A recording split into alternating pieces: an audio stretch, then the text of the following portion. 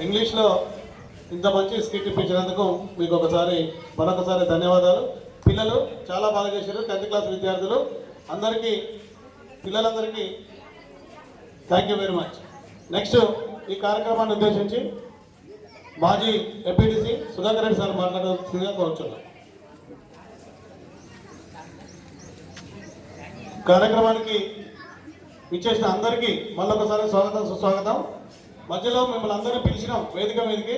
మీరు ప్రైమరీ స్కూల్లో ఉంటుంటారు, దయచేసి అనేది అనుకోకుండా భావించాలని కోరుచున్నాం. ఈనాటి 15th ఆగస్ట్ జెండా ఆవిష్కరణ పురస్కరించుకొని సభాధ్యక్షులు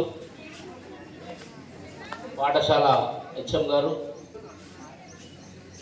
మరియు గ్రామ పెద్దలు మరియు ఉపాధ్యాయ బృందం, గ్రామ యువకులు, అదేవిధంగా విద్యార్థులందరికీ 15th ఆగస్ట్ స్వాతంత్ర దినోత్సవ సందర్భంగా మీ అందరికీ నా యొక్క శుభాకాంక్షలు తెలియజేస్తున్నాను. ముఖ్యంగా ఈరోజు ఈ కార్యక్రమం మన గ్రామంలో ప్రతి సంవత్సరం 15th August 26th republic day ఈ రోజులు జాతీయ పండుగలు. ఒకరింట్లోనో ఒక గ్రామంలోనో కాదు, మన యావత్ భారతదేశంలో మొత్తం ఈ పండుగ జరుపుకుంటాం. ఎందుకంటే 1947 ఆగస్టు 15th కన్నా ముందు మన భారతదేశం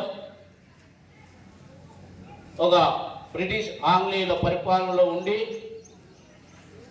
మనమంతా వారి కింద బానిసలు లేక బ్రతికినటువంటి ఈ భారతదేశం ఎందరో మహానుభావుల త్యాగ ఫలితంగా వారి యొక్క కృషి వల్ల మనకు 1947 ఆగస్టు 15th రోజు స్వాతంత్రం రావడం జరిగింది. ఆ స్వాతంత్రంలో ఈరోజు మనమంతా స్వేచ్ఛా జీవులుగా బ్రతుకుతున్నాం. ఎందుకంటే అప్పుడు ఉన్నటువంటి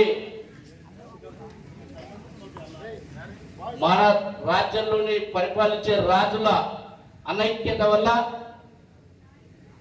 బ్రిటిష్ పరిపాలకులు మన దేశంపై దండెత్తి మన దేశాన్ని కొల్లగొట్టడం జరిగింది. అందులో భాగంగానే మనం బానిస బతుకులు బ్రతకాల్సి వచ్చిన సందర్భం ఏర్పడింది. అందుకే దాన్ని మనం వేసుకుంటూ ప్రతి సంవత్సరం ఈ జెండా జరుపుకుంటూ మనకు అందించిన ఈ అవకాశానికి మనమంతా వారిని స్మరిస్తూ మనం కూడా వారి అడుగుజాడల్లో మన భారతదేశాన్ని కాపాడుకోవాలని ఈ పండుగను జరుపుకోవడం జరుగుతుంది.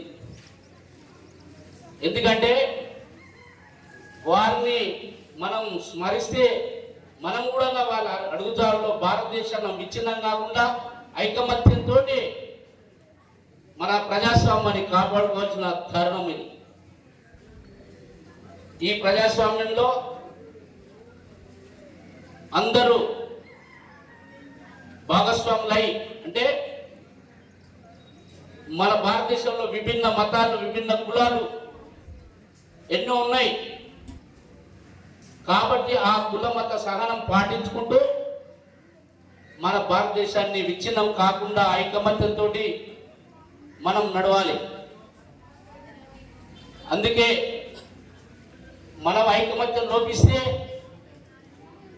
మనం ఇంతకుముందు 1947 కన్నా ముందు జరిగినట్టు విధంగానే మనకు కూడా అదే కొంత వస్తుంది. దాన్ని గమనించుకొని మన త్యాగధనులు గాంధీ మహాత్ముడైతే సర్దార్ వల్లభాయ్ పటేల్, నేతాజీ సుభాష్ చంద్రబోస్, వీళ్ళందరి త్యాగ ఫలమే ఈరోజు మనకి స్వాతంత్రం వచ్చింది. అటువంటి మహానుభావులు కూడా మన మన గ్రామం నుంచి మన పల్లెల నుంచి పుట్టుకొచ్చి ఈ భారతదేశాన్ని ఒక మంచి సువర్ణ భారతదేశంగా తీర్చిదిద్దాలని నా ఆకాంక్ష. ముఖ్యంగా పల్లెలు వికసిస్తేనే పట్టణాలు వికసిస్తాయి. కాబట్టి ముందుగా మన పల్లెల నుంచే ఈ అభివృద్ధి చూపించాలి. ముఖ్యంగా ఈ భవితవ్యం మన విద్యార్థి యువతీ యువకులపై ఆధారపడి ఉంది. ముఖ్యంగా మన రాములు గారు చెప్పినట్టుగా మనం 100% రిజల్ట్ తెచ్చుడు కాదు, వారిని ఏ విధంగా తీర్చిదిద్దుతున్నాం, ఈ సమాజానికి ఎంతవరకు అవసరపడుతున్నారు, వారిని ఈ సమాజంలో ఒక మంచి వక్తగా మంచి దేశభక్తుడిగా తీర్చిదిద్దాలని మా ఉపాధ్యాయ బృందానికి నేను తెలుపుకుంటున్నాను. ఉపాధ్యాయ గారికి ఇంకొక విషయం, మా రాములు కూడా ఎంతమంది చెప్పారు, వాళ్ళు ఎక్కడైనా బ్రతకాలి ఏమైనా చేయాలి అంటే వాళ్ళకు చదవడం రాయడం రావాలని, అది చాలా ఇంపార్టెంట్. దీన్ని గమనించి చదవడంతో పాటు క్రమశిక్షణ కూడా ఇవి ఉన్నట్టయితే వాళ్ళు ఎక్కడైనా రాణించగలుగుతారు. దాన్ని దృష్టిలో పెట్టుకొని నేను ఈ సభాముఖంగా మీకు తెలియజేసుకుంటున్నాను. మరి ఒకసారి ఈ 50th ఆగస్టు జెండా వందన పురస్కరించుకొని మీ అందరికీ మరొకసారి నా యొక్క శుభాకాంక్షలు తెలియజేసుకుంటూ ఈ ఉపన్యాసం వస్తుంది.